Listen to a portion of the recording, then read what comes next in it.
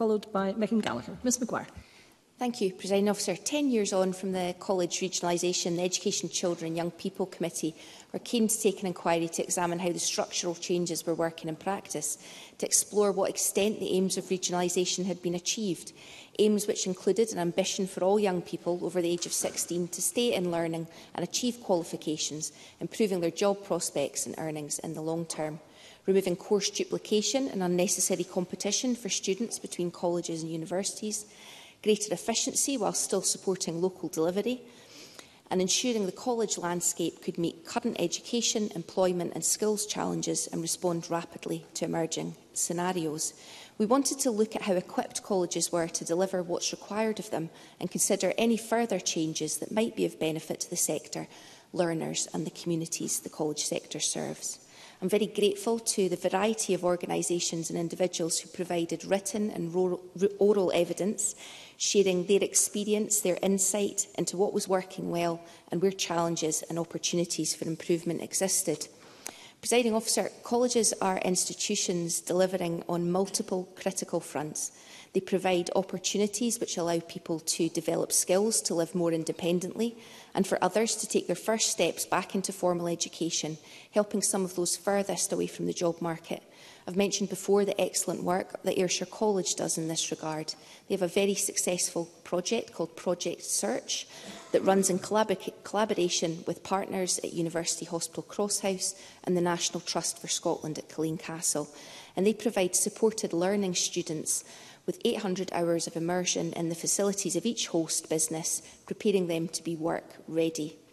The college have told me previously that many students have progressed from the intensive work focus of Project Search to achieve paid employment. Colleges provide tangible opportunities for widening access and social mobility.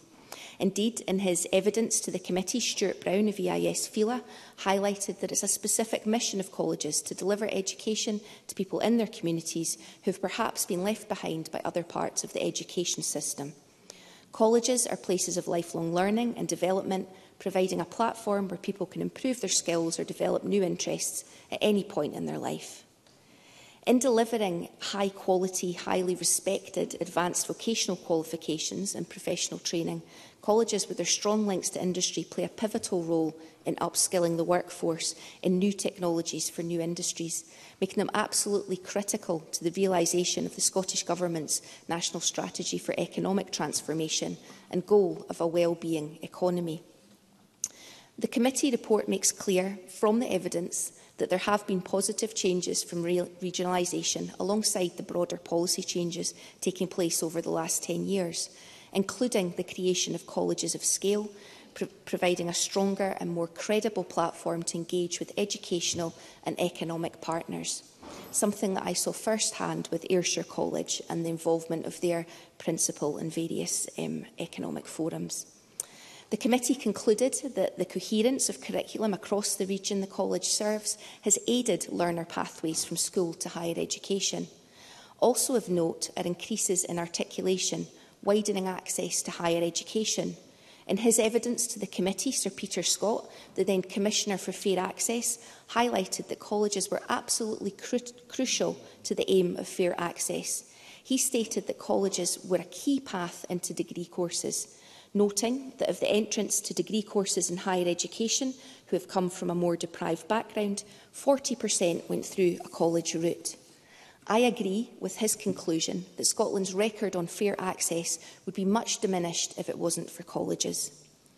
Enhancement of the student voice through the strengthening of student associations and student representation in college decision-making is another area recognised as being a success.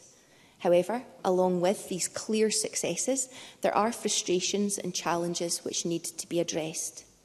Now, what's beyond doubt is that the Scottish Government currently faces the most difficult public spending environment since devolution.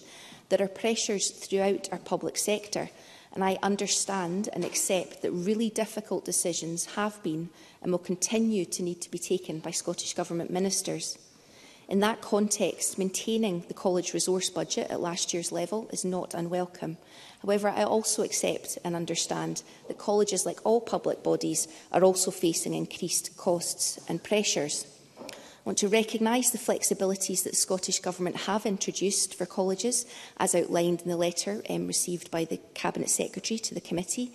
However, notwithstanding what Mr Day said in intervening on Pam Duncan-Clancy, I would like to press the Minister for Further and Higher Education in this regard.